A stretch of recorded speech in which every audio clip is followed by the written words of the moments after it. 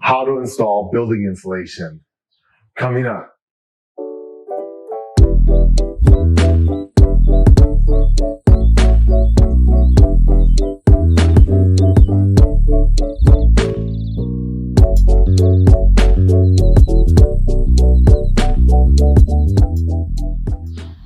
Hi everyone, this is Dr. Ernesto from AttaBoyCowBoy, and this channel, we give you health and wealth tips to help you be more successful. Now I'm going to take you on a tour of the house and just kind of show you some things I learned about installing wall insulation, because I think it's important. So check this out. So here's the insulation, the walls, and I learned some valuable things about insulation. You only have to do the outer walls, but we did it between the floors. That's for noise, and I recommend that because I personally do not like noise, so I try to do all the walls. In fact, I'll be doing these inner walls as well, because you can imagine this is a restroom here, and then here's a living room. You don't want to hear someone going to the restroom. And a lot of new houses are made really inexpensively, and you could hear a lot of noises, so I don't like noise. So I recommend that you insulate the inner walls, even though it's not recommended. Now, when you insulate walls, you see this gap here, this is not permitted. So it has to be touched all the way to the bottom. And what you do is there's a little paper here on the sides. You fold it out and you staple it to the side so it's nice and fluffy. The mistake we did was we pushed it up here on the ceiling towards the top, and the inspectors don't like that.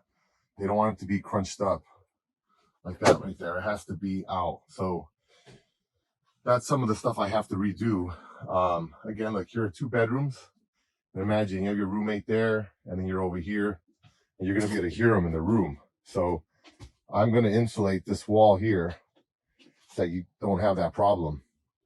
And then this bedroom right here is attached to this restroom. So you'll be able to hear them in the restroom. So we're going to insulate all these inner walls. I think it makes a lot of sense. And we still have a lot of insulation left here.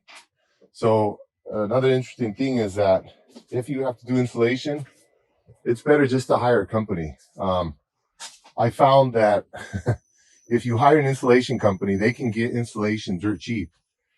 They get it so cheap that once you include the labor, and they do it really quick and they're fast at it because they do it all the time, it's cheaper than what you could buy it for, haul it over here, and pay someone to install it.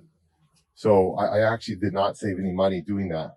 I would have been better off just paying an installation company, but that's, lesson learned for the future. Now, what I need to do now is I need to correct this insulation. Like this stuff right here, the inspector doesn't like that. See, that's like smashed in there. They want it to be like this, like plump and soft. And then this one, see that? Someone stapled it inside. Well, that was me, that's someone. So I gotta like pull it out so it's fluffy. So the insulation, when it opens up, it looks like this. It's fluffy. But if you compress it, the compressor is really easy. You can squeeze it all the way down, but it doesn't have the effect. It won't work. It won't actually keep your place warm or keep it, cold in the summer if it's not fluffy. So you can't compress it in. Even in these little pieces that are like this, you actually have to cut the piece and bring it out so it's out here instead of like ramming it in there. You want to make sure it's fluffy. So it's just another look of the insulation. You can see here where the guys messed up. They missed those spots. That's where the energy is going to drain out of the house. Look at, these are really smashed in there. So that's not good. And that's actually my fault. I didn't know. So the inspector caught that, and he's going to make me redo it. So now I have to redo this insulation here. And these are probably okay, but the ones that are smashed in there, he's not going to be happy with. So I'm going to have to redo it all. And again, here's another bedroom. Here's a bathroom. You don't want to hear someone using the restroom. So, and then there's a bedroom over there. So now in new homes, the bedrooms, they butt up against each other. And, you don't want to hear your roommate doing anything in the room, to have visitors over or something. So, playing music or whatever. So this wall here definitely is going to be insulated. And that is not required by most cities. It's just not. The insulation is for energy, so it's the outer walls. But you can see here, it says thermal and sound control. And it does help quite a bit. We've installed it in other places. It's very effective. So that I have learned with experience, that you want to put insulation in the walls, the dividing walls of rooms. You know, imagine someone sleeping here and they have the bed up against the wall here, and then there's a toilet there on the other side of the wall. You see that? That's a sink, and then there's a toilet right there. So every time they're brushing their teeth, you're gonna hear them. That would be really very uncool.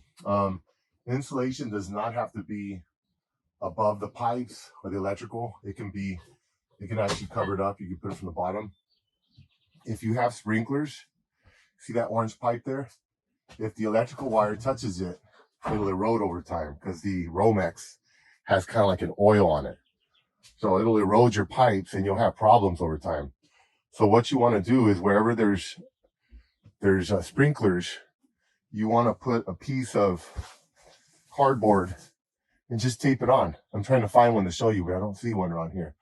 And what that does is that way, if when you put the insulation in, if it gets smashed up against the orange pipe, the Romex won't be able to touch it because there'll be a piece of cardboard there.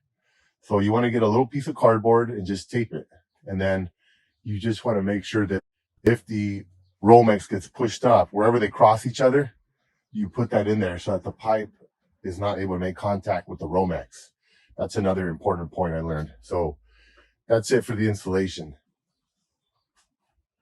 So hopefully that helped. That gives you some insight into what you need to do for insulation on your house. And one final tip, I know I already mentioned it, but if you're going to do a big project, honestly, it's better just to hire an installation company. I thought I could do it cheaper by hiring guys, buying the insulation. It's just not worth it. I had to redo a lot of the insulation because we did it wrong. And it ended up being that if I would have just bought the insulation and had it installed by a professional, I would have paid about the same amount.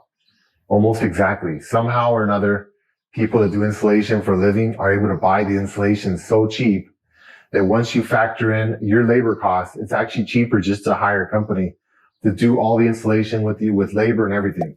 So I think that'll be the last time I do insulation on a building, but these tips will help in case you have a small project to do. So thank you again for watching. And from Los Angeles, California, this is Dr. Ernesto from AttaBoyCowBoy. Thank you. Goodbye.